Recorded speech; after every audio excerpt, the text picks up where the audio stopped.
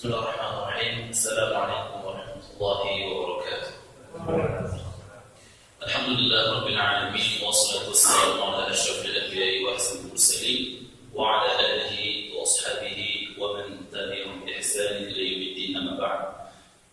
Kaum muslimin, kaum muslimat, sidang dan salat maghrib rahimani wa rahimakumullah. Di antara nikmat Allah yang Allah berikan kepada kita hingga detik ini adalah nikmat kita beriman kepada Allah Subhanahu wa taala, kita menjalankan perintah-perintah Allah Subhanahu wa taala, dan nikmat kesehatan, sehingga dengan nikmat kesehatan tersebut kita bisa mewujudkan apa yang Allah inginkan, apa yang Allah perintahkan. Kita tidak bisa membayangkan apabila pada hari ini Allah tak izinkan kita untuk bernafas, Allah tambah, dan Allah terus menambah asap di daerah kita. Kita tidak bisa bayangkan apa yang terjadi. 78.000 di Riau yang menjadi korban bencana yang menguji kita beberapa minggu terakhir ini. Mari kita bersyukur kepada Allah Subhanahu wa taala dengan tambah bersemangat beribadah kepadanya. Baiklah kaum muslimin rahimani wa rahimakumullah, pada kesempatan yang indah ini, pada kesempatan yang mulia ini, saya akan menyampaikan sebuah renungan untuk kita bersama. Renungan di mana dengan apa yang kita sampaikan nantinya kita bisa membaca fase-fase zaman yang telah disebutkan oleh Rasulullah SAW. Rasulullah SAW mengabarkan kepada kita dalam sebuah hadis yang diriwayatkan oleh Imam Ahmad, hadis yang sahih. Rasulullah SAW bersabda, "Takunun nubuwwah," akan terjadi atau Allah akan mengizinkan zaman nubuwwah, yaitu zaman kenabian, ila masya Allah, sampai waktu yang Allah kehendaki. Kemudian Allah Subhanahu wa taala akan mengangkatnya apabila Allah menghendaki. Thumma takunu al-khilafah ala minhaj nubuwwah, kemudian menjadi setelah itu Allah jadikan fase atau zaman yang mana pada zaman tersebut pemimpin-pemimpin mereka semuanya berkuasa mengatur dunia ini, bumi ini, di atas sistem nubuwah, di atas aturan Nabi SAW. Kemudian setelah itu Allah angkat khilafah tersebut sampai waktu yang Allah kehendaki. Kemudian takunu thumma yakunu mulkan 'addan, kemudian Allah jadikan setelah fase tersebut fase kerajaan yang menggigit. Maknanya adalah fase di mana pada zaman tersebut para pemimpin kaum muslimin, mereka sekuat tenaga atau mengamalkan atau menjadikan hukum Islam sebagai hukum negara mereka. Kemudian setelah itu Allah Subhanahu wa taala mengangkat zaman ini sampai waktu Allah kehendaki. Kemudian yang menjadi pemimpin atau yang menjadi penguasa setelah zaman tersebut adalah thumma yakunu mulkan jabariyah. Kemudian setelah zaman tersebut, Allah jadikan kerajaan yang diktator, di mana para penguasa di muka bumi ini mereka berhukum bukan lagi dengan hukum Allah Subhanahu wa taala, akan tetapi mereka berhukum dengan hukum semaunya mereka saja. Kemudian Allah Subhanahu wa taala mengangkat mulkan jabariyah ini, kerajaan atau penguasa yang diktator ini, sampai waktu yang Allah tentukan, yang Allah kehendaki. Kemudian setelah itu thumma takunu khilafatu ala minhaj nubuwwah.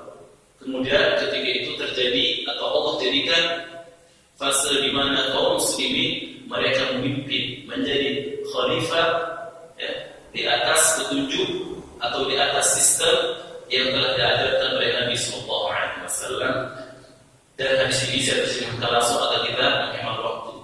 Kalau kita syarah hadis ini terlalu panjang, 2 jam mungkin tidak habis. Saya sudah pernah mensyarah hadis ini sebelumnya. Yang terjadi apa? Setengah Tidak sampai setengah sudah azan Isya. Kaum muslimin rahimani wa rahimakumullah. Kita ulangi fase yang pertama adalah fase kehidupan Nabi Sallallahu Alaihi Wasallam sampai beliau wafat. Fase yang kedua adalah fase di mana dimulai ketika Rasulullah wafat sampai berakhir masa khilafah Ar-Rasyidin. Ya, itu ketika Hasan, anaknya Ali bin Abi Thalib, Hasan bin Ali bin Abi Thalib menyerahkan kerajaannya, menyerahkan khilafahnya kepada Muawiyah bin Abi Sufyan. Ini berakhir fase yang kedua. Dan masuk ini fase yang ketiga, yaitu Mulkan Abbad, kerajaan yang mereka mempertahankan hukum Allah sebagai sistem negara mereka. Dan ini berlangsung sangat lama. Setelah Bani Umayyah jatuh, dilanjutkan penggal estafet Mulkan Abbad ini, yaitu kerajaan yang menggunakan hukum Allah Subhanahu wa taala oleh dinasti Abbasiyah atau Ad-Daulah Al-Abbasiyah. Ketika Ad-Daulah Al-Abbasiyah, dinasti Abbasiyah ini runtuh, dilanjutkan oleh kerajaan dari dinasti Turki Utsmani sampai akhirnya nanti pada hari dulunya pada tahun 1924 Turki Utsmani ini jatuh, ya. Dan salah satu penyebab runtuhannya adalah ulah tangan dari Mustafa Kemal Atatürk mengubah sistem di negara tersebut dari sistem Islam dari sistem liberal menjadi sistem liberal. Kemudian setelah zaman tersebut, maka mulai zaman selanjutnya, zaman yang keempat, yaitu zaman di mana yang berkuasa di muka bumi ini adalah para penguasa diktator. Artinya mereka menjadi seorang penguasa, menjadi seorang pemimpin, mereka membuat aturan sendiri. Ini merupakan salah satu hadis yang kita bacakan tadinya, adalah salah satu mukjizat Nabi Sallallahu Alaihi Wasallam. Dan ingat, Nabi Sallallahu Alaihi Wasallam tidak berkata-kata dengan hawa nafsunya. Allah Subhanahu Wa Taala berfirman, "Wa ma yantiqu 'anil hawa in huwa illa wahyun yuha." Rasulullah Sallallahu Alaihi Wasallam tidak berucap dengan hawa nafsunya semata, melainkan beliau berbicara, beliau bersabda, bahkan beliau bertingkah laku semuanya karena wahyu dengan petunjuk Allah Subhanahu Wa Taala. Kemudian setelah fase yang keempat ini yang kita berada di dalamnya, ada fase selanjutnya, fase terakhir sebelum hari kiamat itu tegak. Itu fase di mana kaum muslimin, orang-orang Islam, mereka menguasai bumi ini dengan sebuah sistem kerajaan yang kerajaan ini diatur oleh petunjuk Nabi Sallallahu Alaihi Wasallam, oleh manhaj an-nubuwah. Ustaz, bagaimana kita bisa menentukan hal tersebut? Bagaimana kita bisa mengatakan bahwa kita sekarang berada pada zaman yang keempat dan kita tinggal menunggu zaman yang kelima? Maka pada malam hari ini coba kita sama-sama merenungkan, sama-sama kita memutar sedikit sejarah ke belakang sehingga kita yakin sekarang kita berada pada zaman yang keempat dan apa yang seharusnya kita lakukan pada zaman sekarang ini. Dan apa yang mestinya kita lakukan pada zaman sekarang ini. Rasulullah SAW meninggal pada tahun berapa Hijriah? Kita sebenarnya mencintai cinta Nabi, ikut sunnah Nabi SAW. Rasulullah meninggal dunia pada 10 Hijriah. Kenapa yang pertama? Kenapa yang kedua? Tiga? Ada?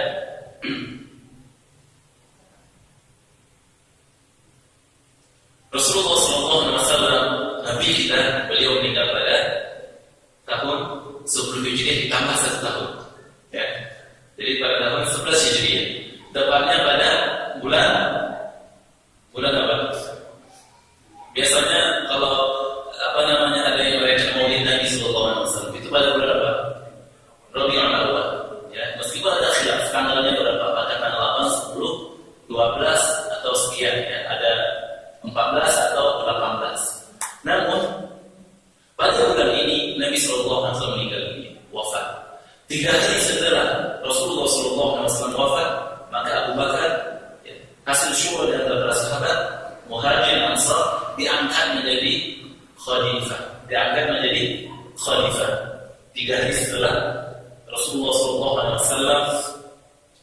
meninggal dunia.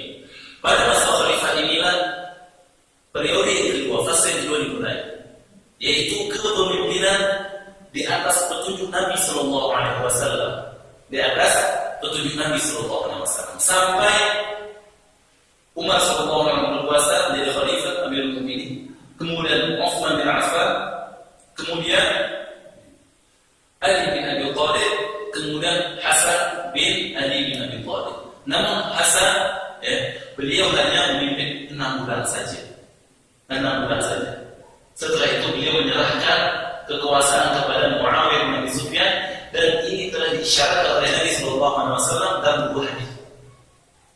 Hadis yang pertama, Rasulullah Sallallahu Alaihi Wasallam menjelaskan tentang waktu atau fase atau cara zaman yang akan dilalui oleh kepemimpinan atau kerajaan di atas minhajul nubuwah, di atas sistem Nabi Sallallahu Alaihi Wasallam, akan berlangsung selama 30 tahun. Akan berlangsung selama 30 tahun. Berarti dari tahun 11 Hijriah sampai tahun 21, 31, 41 Hijriah, genap 30 tahun.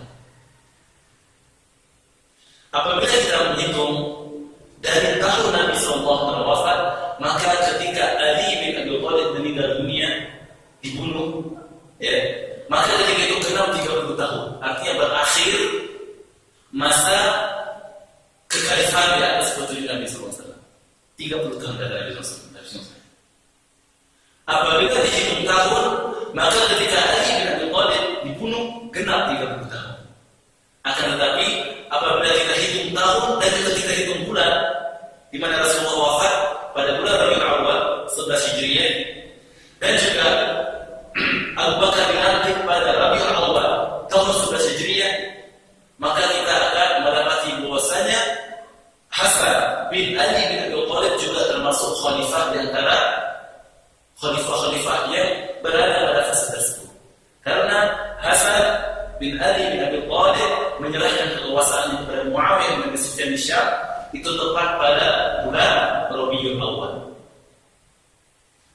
Hadis pertama adalah Rasulullah menjelaskan bahwasanya khilafah di atas minhajul nubuwah 30 tahun. Dan hadis yang kedua, Rasulullah SAW menyebutkan bahwasanya engkau, wahai anakku, wahai asalnya cucuku, akan mendamaikan 2 buah kubu besar. Di mana pada saat itu satu kelompok membaiat Hasan bin Ali bin Abi Thalib di Hijaz, di Mekah, di Madinah. Dan satu golongan kaum muslimin, mereka membaiat Muawiyah bin Abi Sufyan di Syam.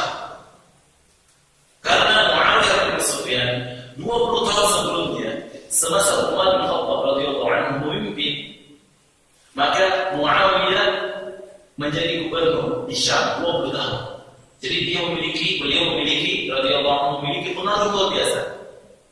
Setelah itu, beliau mendeklarasikan menjadi seorang khalifah sepeninggalnya Ali bin Abi Thalib.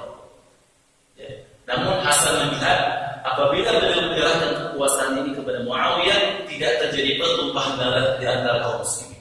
Makanya itu namanya dengan Yaumul Jamaah atau Alamul Jamaah, tahun persatuan antara 2 kubu besar, yaitu kubu Hasan bin Ali bin Abi Thalib dan kubu Muawiyah bin Abi Sufyan. Maka selesai konflik pada tahun tersebut, tahun 41 Hijriah di bulan Rabiul Awal. Itu fase yang kedua. Fase yang ketiga masuk di dalamnya atau dimulai ketika Muawiyah bin Abi Sufyan ini masuk ke tahun 31 apabila dihitung dari Rasulullah meninggal. Apabila dihitung dari Rasulullah berhijrah tahun yang ke-41 dimulai. Ketika Muawiyah bin Abi Sufyan menjadi khalifah. Kemudian masuk ke dalamnya juga dinasti Abbasiyah.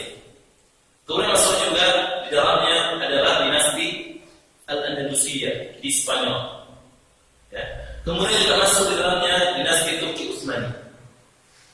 Namun ada sedikit catatan penting yang mesti kita pahami. Pernah ditanya, Ustaz, bagaimana mungkin pada tahun 100 sekian Hijriah ada 2 buah khalifah, ada 2 buah khilafah. Pertama di Syam, yaitu khilafah Abbasiyah.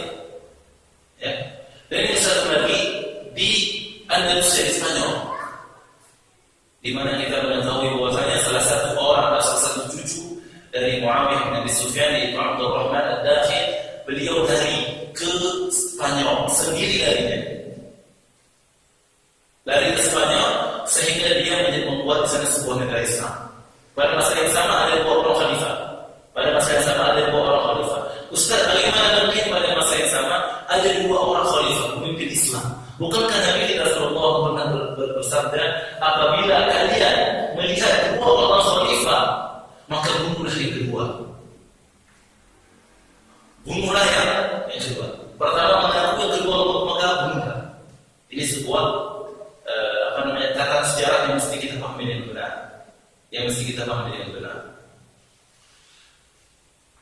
Ketika itu, ketika Abdurrahman Ad-Dakhil memimpin Al-Andalus atau Andalusia, ketika itu beliau tidak mengatakan bahwasanya beliau seorang khalifah, dan beliau tidak mengatakan bahwasanya beliau ini seorang amirul mukminin, tidak.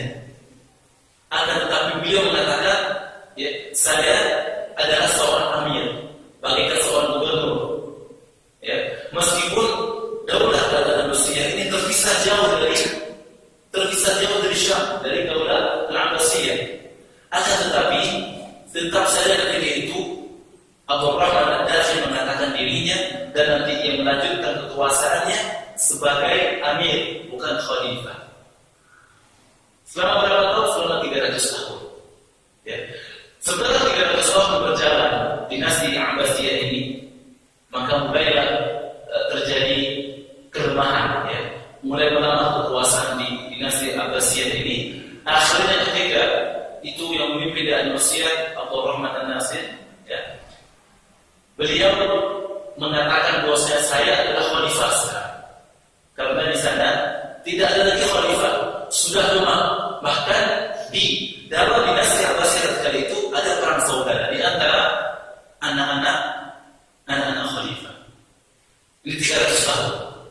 Akan tetapi mereka masih menggunakan Al-Quran dan hadis Nabi Sallallahu Alaihi Wasallam serta syariat Islam secara umum sebagai dasar utama negara. Untuk daulah Abbasiyah, untuk daulah Al-Andalusiyah dilanjutkan oleh daulah Turki Utsmani. Sama juga mereka terus menggunakan syariat Islam sebagai hukum mereka, meskipun mazhabnya berbeda.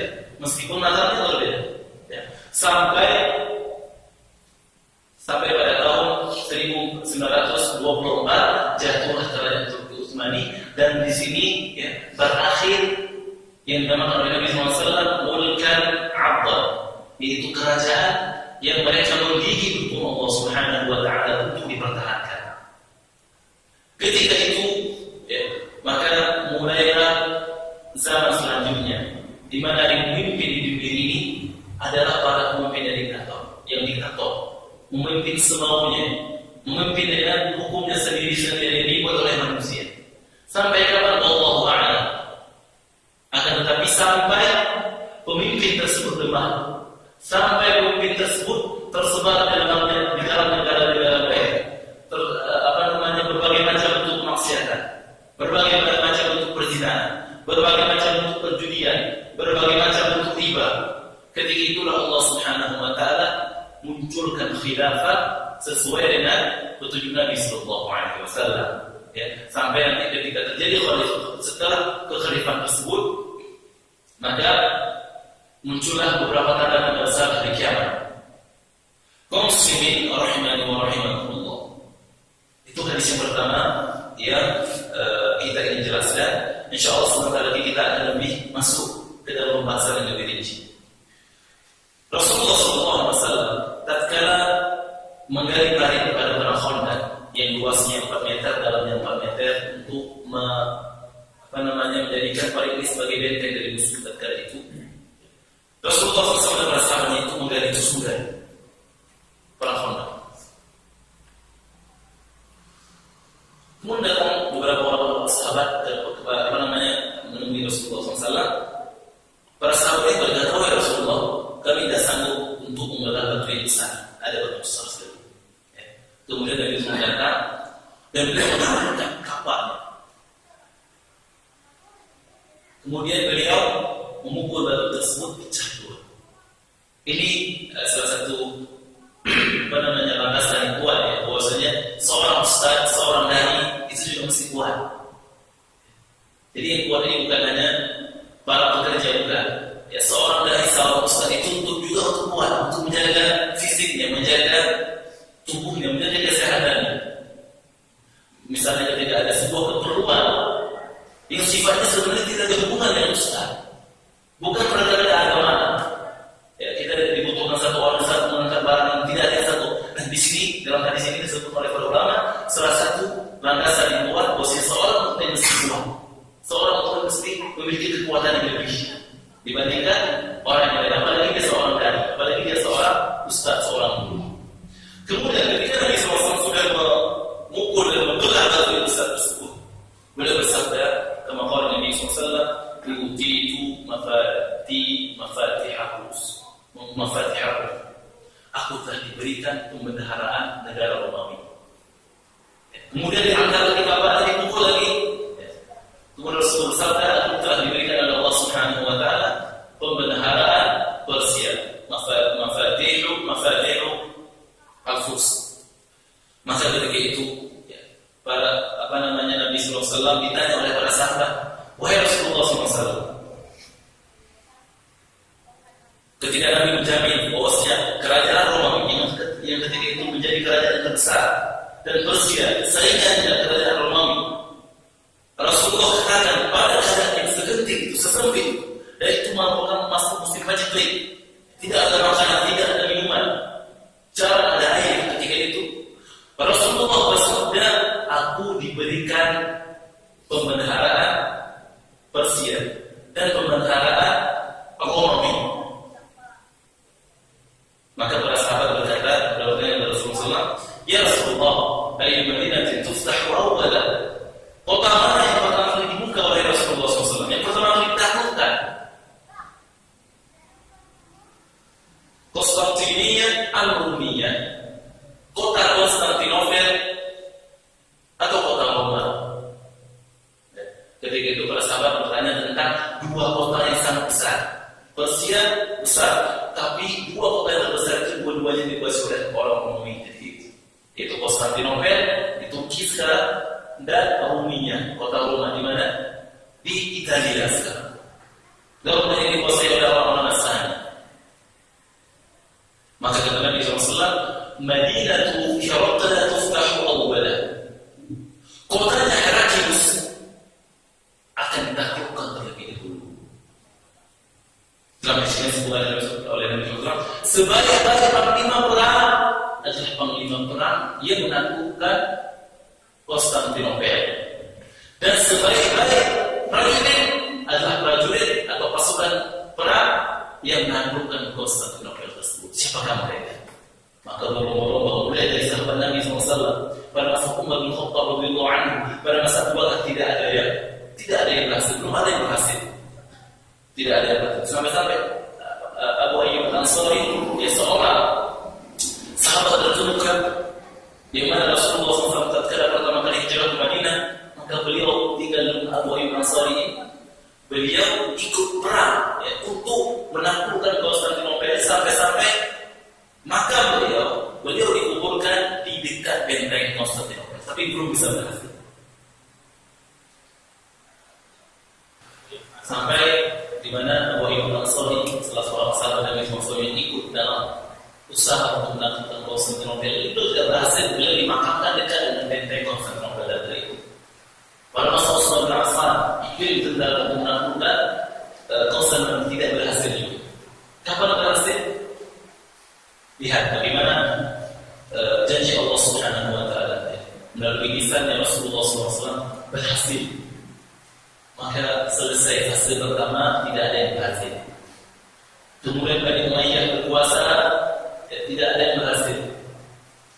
Kemudian Bani Abbasiyah berkuasa, dan setiap kurun waktu mereka bergerak, mereka lah yang menjadi tentara yang terbaik, yang menjadi panglima yang terbaik. Berhasil dan berhasil.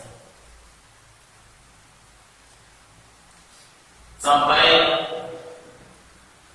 pada masa kekhilafahan atau dinasti Turki Utsmani tatkala itu, pada masa kekhalifahan atau pada masa Raja Murad kedua, namanya Murad yang kedua, dan ada Murad yang pertama sebelumnya yang memimpin dan juga menjadi seorang khalifah.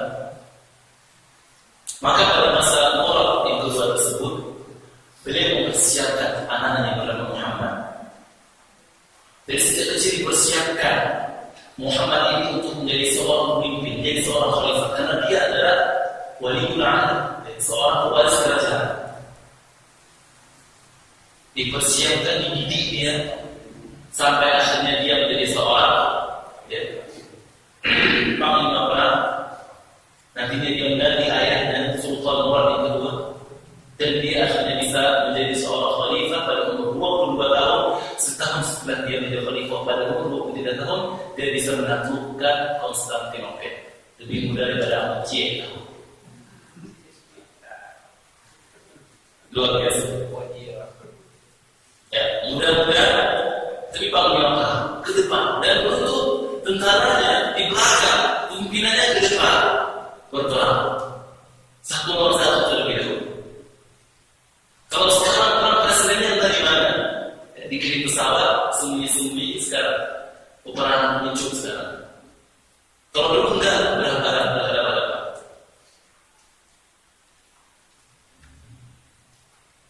Muhammad Al-Fatih adalah sebagai panglima. Dan pasukan yang ikut dalam visi Muhammad Al-Fatih menaklukkan Konstantinopel adalah pasukan yang terbaik dalam Nabi SAW. Selama berapa tahun? Bapak Ibu sekalian, 800 tahun semenjak Rasulullah SAW bersahabat. Semenjak Rasulullah SAW bersahabatnya berkali-kali dalam masyarakat. 800 tahun lamanya baru apa yang disampaikan dari wahyu tersebut terjadi. Tahun 800 sekian Hijri. Jadi kotanya kan sudah dibuka, sudah ditaklukkan. Konstantinopel. Tinggal satu lagi yaitu Nabi SAW. Kota apa? Kota Roma. Ini janji Nabi SAW. Janji Nabi adalah janji Allah. Dan janji Allah adalah benar. Dan Allah tidak akan menyelisih janji. Ya kira-kira dijawab. Nah, waktunya kapan? Kapan kota Roma itu akan ditaklukkan? Para ulama menjelaskan panjang lebar. Akan tetapi banyak renungan-renungan yang mesti kita renungkan. Yang pertama adalah dari segi waktu. Dulu pada tahun 800 Hijriah, kota pertama ditaklukkan. Maka kapan kira-kira kota yang kedua ditaklukkan? Kapan? Ini butuh kajian. Sekarang tahun keberapa Hijriah? Ingat ya, kita tidak mengetahui Muwayyid. Kita tidak mengetahui Muwayyid. Sekarang pada tahun berapa Hijriah sekarang? 1437. Jadi kalau kita tambahkan 800 pada 800 tahun, Konstantinopel ditaklukkan. Kira-kira pada tahun yang berapa Hijriah kota Roma tidak ditaklukkan? 800 tahun setelah itu. Itu kemungkinan yang kuat. Artinya itu terjadi. Bisa jadi itu. Ini analisa sejarahnya. Dan Allah Subhanahu wa taala punya sunnatullah. Walan tajid li sunnatillahi tabdila. Allah memiliki ketentuan. Apabila sebuah negeri beriman, maka Allah akan angkat mereka. Apabila sebuah negeri ini orang-orangnya berbuat dosa, berbuat maksiat, maka Allah akan hancurkan mereka. Jadi kira-kira kota Roma ini akan ditaklukkan bisa di permulaan khalifah ala khilafah ala minhaj nubuwah atau di pertengahannya nanti. Jadi kira-kira kalau misalnya kita analisa sejarah 800 tahun Konstantinopel ditaklukkan, berarti 800 tahun lagi akan ditaklukkan kota Roma. Sekarang tahun 1437. Berarti sekitar kira-kira 163 tahun lagi. Ini yang dikatakan Roma. Lebih cepat sedikit atau lebih lambat sedikit? Mengapa dikatakan sunnatullah tidak berubah? Dan Allah sebutnya dalam Al-Quran. Dan dimaksud dengan sunnatullah dijelaskan oleh para ulama adalah hukum-hukum alam. Apabila ada awan kemungkinan besar hujan. Apabila air mendidih di payung umum ini 100 derajat Celcius air mendidih, maka kemana pun kita pergi, apabila kita berat suhunya 100 derajat Celcius, maka dia juga akan bikinnya sebetulnya. Es mencair pada 0 derajat. Air mengeras suhu pada 0 derajat, titik 0 derajat Celcius. Kemana pun kita bawa kulkas yang kita miliki, apabila kita hidup, kita set dia pada titik 0 derajat Celcius, kita masukkan air yang masih ini memang sunatullah. Makanya dulu ketika Nabi SAW mengutus, kemudian juga sudah berdakwah di kota Mekah, kemudian membuat sebuah negara di kota Madinah. Ketika itu Romawi yang menjadi negara superpower dan Persia yang menjadi negara adidaya terkait itu, mereka selalu perang. Mereka berada sama seperti pada hari ini negara-negara, kebanyakan negara-negara pada hari ini mereka berada pada keadaan yang sama. Ketika itu tersebar di Romawi dan juga di Persia perzinahan. Tersebar yang kuat bahkan yang lemah. Riba di mana-mana. Kita bayangkan sekarang apa terjadi. Kemudian kemaksiatan dengan berbagai bentuk apakah tidak pernah terpikirkan. Di usia itu para pengusaha mereka nikah sebentar, nikah sekian menit, sekian jam, sekian hari. Jadi ada istilah mu'ah ini, ya, kawin kontrak ini bukan diperkenankan oleh Islam. Benar tadi pernah menghalalkan nikah mu'ah sebentar, kemudian dimasuk habis hukumnya. Namun asal usul dari nikah mu'ah ini adalah pada kalangan atau nikah besar kerajaan Persia terkait. Mu'ah ini tersebar sampai jatuh akhirnya kerajaan Persia ini pada masa Khalifah Umar bin Khattab radhiyallahu anhu. Jangan pernah lagi tentang homoseksual, laki-laki nikah sama laki-laki, perempuan nikah dengan perempuan. Yang mana pada hari ini kita dapatkan di dalam negara Eropa, mereka bangga dengan hukum seperti ini, boleh. Hak asasi manusia. Bahkan yang menjadikan seorang guru besar di salah satu universitas Islam negeri di Indonesia ini mengatakan ini hak asasi manusia tidak murni perasaan. Seorang laki-laki suka dengan laki-laki yang lain, ini murni perasaan yang dianugerahkan oleh Allah. Alhamdulillah kita.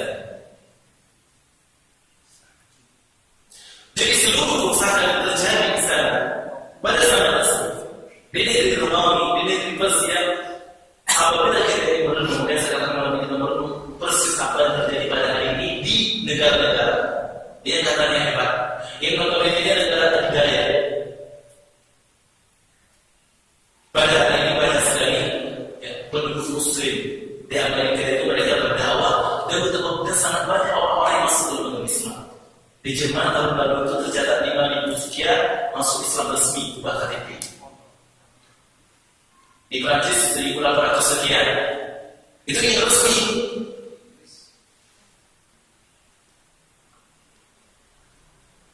Bahkan orang-orang Persia dulunya ketika mereka mereka ribo dengan hukum Islam meskipun mereka belum masuk Islam. Karena mereka melihat keadilan dalam syariat Islam ini. Mereka itu tidak apa-apa yang dimiliki orang Islam. Kami tidak masuk tidak apa-apa. Kenapa? Karena mereka yakinnya apabila Islam memimpin mereka akan hidup damai. Jangan mereka dijaga oleh Islam. Nah, keadaan sekarang seperti itu. Kita lihat riba di mana-mana. Riba di mana-mana. Pernah beberapa minggu yang lalu atau 5 minggu yang lalu saya sengaja salah satu buku tentang riba, definisi riba, macam-macam riba, kejadian transaksi sehari-hari berkaitan dengan riba, kan? Ada yang berkata Ustaz, jadi haram Ustaz, saya jadi riba. Jadi saya haram, anak-anak saya semuanya api neraka, akan merasakan api neraka. Beliau pernah tanya sama saya, Bapak nanya atau marah sama saya? Saya jelaskan, apabila termasuk ke dalam transaksi riba, maka bertobat untuk selesai. Allah akan memberikan jalan raya. Artinya, transaksi yang seperti ini dan berbagai bentuk kemaksiatan yang lain, kerusakan yang lain itu terjadi sekarang pada hari ini.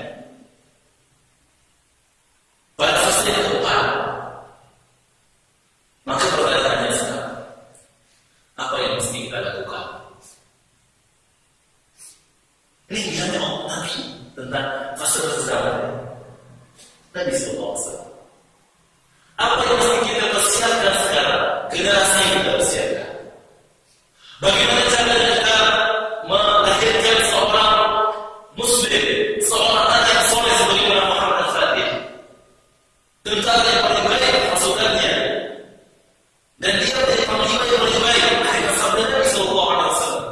Bagaimana kita bisa membentuk seorang anak kita menjadi Usama bin Zaid? Baginya umur 15 tahun, 18 tahun sudah menjadi seorang dokter, seorang qadhi, seorang hakim. Dan bagaimana kita bisa menjadikan anak kita sebagaimana Harun al-Rashid, umurnya 20 sekian, tapi menjadi seorang raja yang menguasai lebih daripada 32 negara sekarang. Bagaimana caranya? Jadi bagaimana sikap kita persiapkan generasi kita yang kita persiapkan? Bagaimana kita mempersiapkan sehingga mereka menjadi sebagaimana generasi yang berdahulu? Tidak ada cara lain dan tidak ada jalan lain melainkan dengan cara Nabi Sallallahu Alaihi Wasallam mendidik para sahabat, mendidik anak-anak kecil pada masa beliau. Sebagaimana juga para sahabat mendidik generasi tabi'in, sebagaimana tabi'in mendidik generasi tabi'in. Sebenarnya pengajian kita kali ini adalah menangkap saya tentang judul tesis yang insya Allah akan saya tulis itu tentang sistem pendidikan pada masa sahabat tabi'in dan tabi'in. Di tahun 41 Hijriah atau dari tahun semenjak Rasulullah wafat 11 Hijriah sampai tahun 150 Hijriah atau 160 Hijriah. Semua dalam kali ini mengantar ya. Jadi sebelum saya mulai menulis, saya sudah baca semua yang berkaitan dengan ini. Bagaimana kita persiapkan generasi kita ini? Sehingga lahirkan Usama bin Zaid versi abad 21. Lahirkan Salam bin Ayyubi, ya, anak dari generasi 21.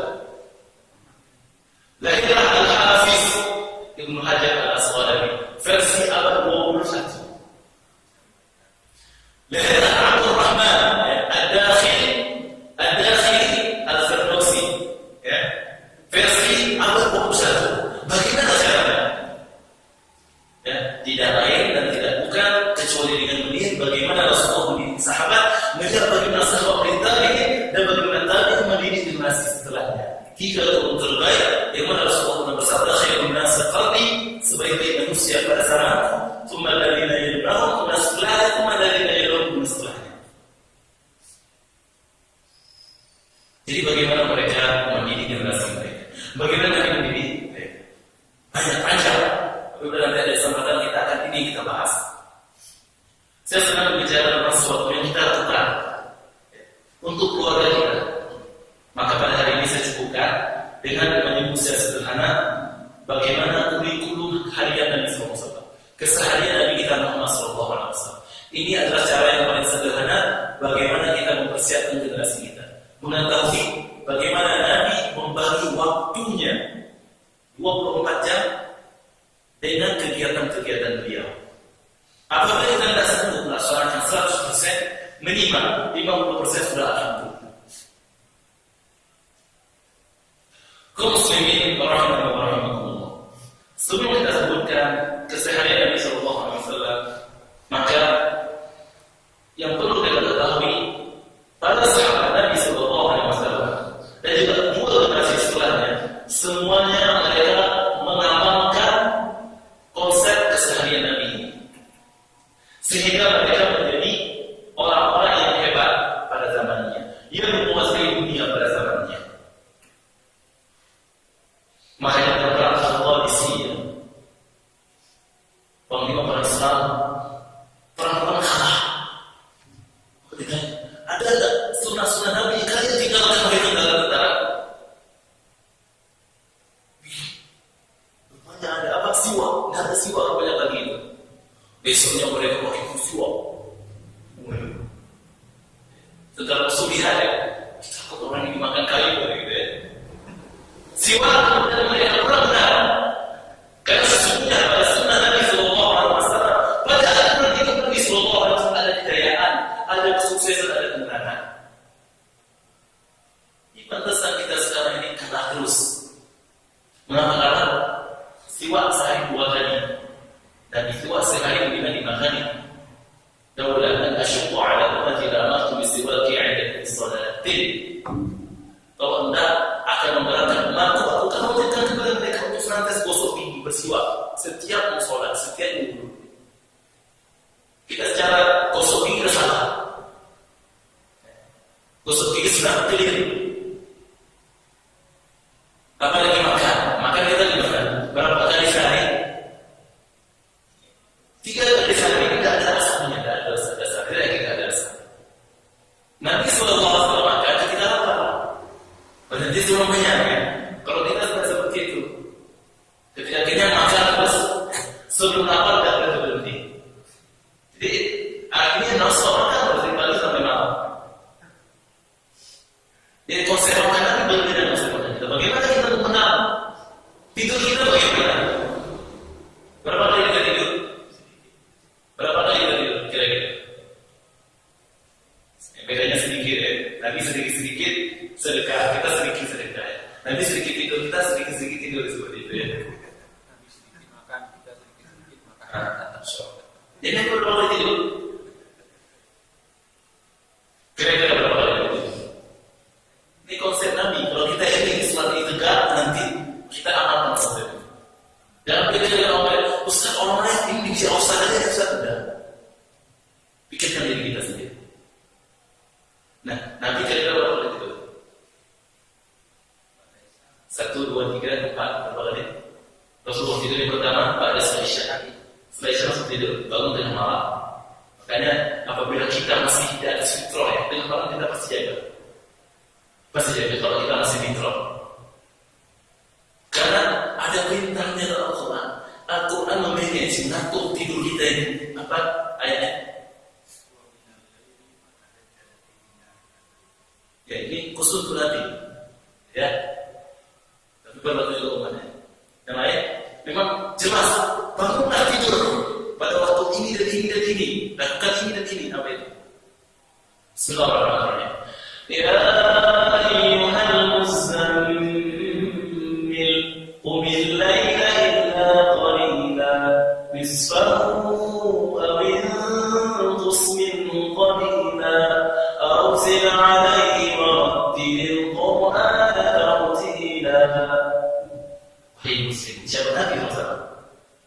Dan Nabi ini telah ada untuk kita semuanya. Qumil laila illa qalila. Bangunlah pada waktu malam, sisakan sedikit atau sedikit dia tidur. Kapan bangunnya? Nisfahu aw inqus minhu qalila aw zid 'alayhi. Kapan? Tengah malam.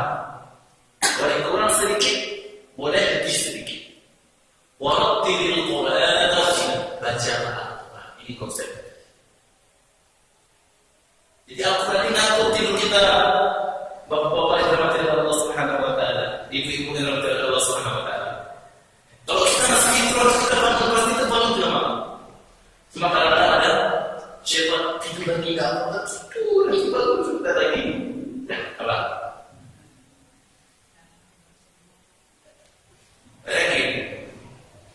Rasulullah SAW setelah sholat Isya beliau langsung tidur. Yang kedua, sesaat sebelum atau sebelum subuh tidur. Dari azan pertama ke azan kedua ini waktu tidur Rasulullah SAW. Azan pertama subuh dan azan kedua kira-kira 50 ayat, baca ayat sekitar 20 atau 15 menit. Tidur. Azan kedua baru sholat sunat cepat, ya. Sholat sunat fajar, ya. Pahalanya itu rakaat al-fajr khairun min yawm fiha. Lebih baik daripada sholat fajar, lebih baik daripada dunia dan seluruh isinya. Kemudian baru beliau sholat. Tidur yang beliau ketiga adalah ketika selesai majelis pada waktu pagi di akhir waktu duha. Kemudian beliau makan berat, baru beliau tidur. Kalau sekarang apa kata medis? Ya bagus. Setelah tidur, setelah makan langsung tidur. Allah Allah. Tapi Nabi makan dia waktu akhir doa makan, udah tidur. Bangun, sholat subuh 3 kali tidur. Kalau kita sederhanakan jadwal Nabi SAW dari waktu malam, ya, Setelah sholat isya langsung tidur. Kadang-kadang dia mengakhirkan sholat isya. Pada waktu isya seperti azan, beliau langsung sholat tidur, tengah malam bangun sama-sama sholat isya, baru sholat tahajud. Kadang-kadang seperti itu. Kadang-kadang azan langsung sholat, kemudian semuanya tidur. Semuanya tidur. Tidak ada lagi yang berbicara, tidak ada yang keluar. Ustaz bukan tidak ada lampu Ustaz. Alasannya, memang kalau orang-orang yang berbuat itu banyak alasannya. Ustaz kajian Ustaz, tetap berdiri terbaik itu adalah tuntunan Nabi. Fa'inna khairal hadi Nabi sallallahu alaihi wasallam. Nabi tidur bangun jam 12 atau jam 1. Sholat boleh sholat sampai pagi, sampai jam 4 sekarang ya.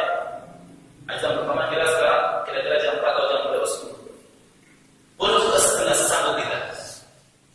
Artinya tengah malam, kalau apabila tidak tertidur kita ketika terbangun langsung mau sholat 2 rakaat, mau tidur sudah tidur lagi. Ini jawaban. Kalau kita ingin saya kita harus menangis.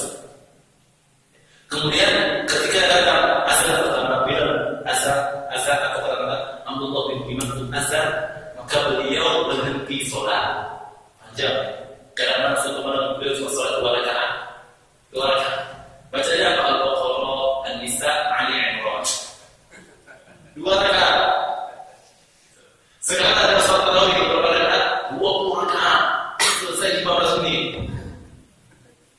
Luar biasa. Beliau dengan azan pertama berhenti, langsung istirahat, tidur, nyampi sampai terlelap. Makanya ketika bangun tanya orang Aisyah, Rasulullah, kau tadi tidur, kenapa lagi untuk sholat subuh?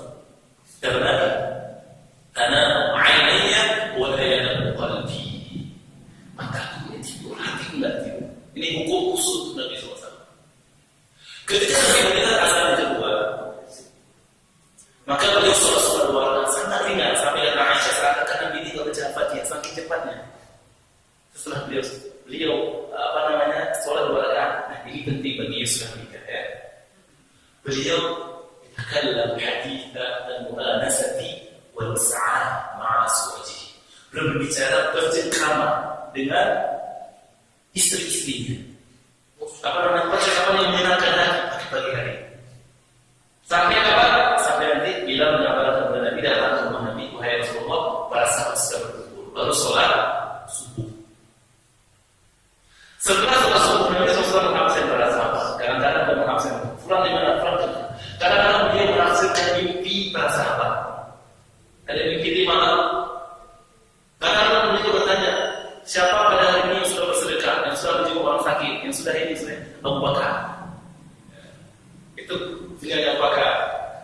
Kadang-kadang beliau menceritakan apa yang dialami oleh seorang sahabat dari mana? Uqbah bin Zaid, seorang miskin. Dia infakkan kepada salah satu perang besar perang Hunain, kalau saya tidak salah, dan infakkan berupa kehormatan yang khusus muslim. Apabila orang yang pernah buat khuzul berarti itu maafkan. Pagi hari dibilang dikatakan oleh Nabi SAW, siapa yang di malam sedekah dan infaknya sudah terima oleh Allah, pagi hari ini balas. Terus berzikir, kemudian baru beliau hanya absen bersama. Sampai waktu syuruk, waktu terbit matahari sekarang jam 6 pas ya.